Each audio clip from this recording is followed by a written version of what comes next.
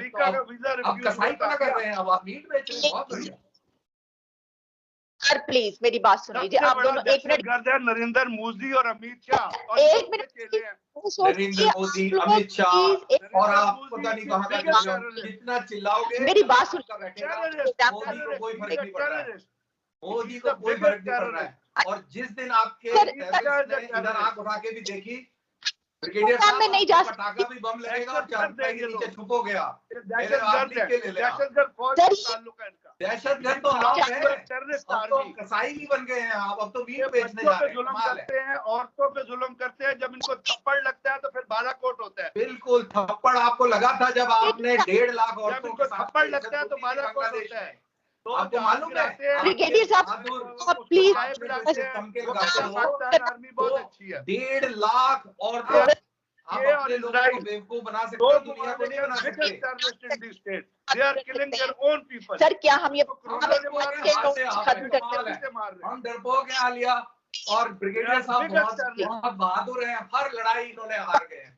इतने बहादुर हैं कि हर लड़ाई में ये सफेद झंडा उठा के और हथियार जमीन पे रख देते हैं। दोनों और दहशतगर्दी के काट बढ़ा रहे हैं, एफएटीएफ का कश्मीरियों को मार लगा हुआ है, झारखंड में लोगों को मारते हो, सब जगह हम मार रहे हैं, लेकिन आप कमाल है, आप ब्रिगेडियर साहब कमाल है। अच्छा एक बात ब्रिगेडियर साहब, कभी शर्म बोलने का आती है यार, हमने इतना लोगों को बेवकूफ बनाया, हम सब जगह हार गए और हम लोगों की सामने। सर काइंडली 1 मिनट मुझे मौका दे दीजिए सर। मैं ये प्रोग्राम जो है ये खत्म करने लगी, मुझे मौका दीजिए, प्रोग्राम खत्म करने का मौका दीजिए।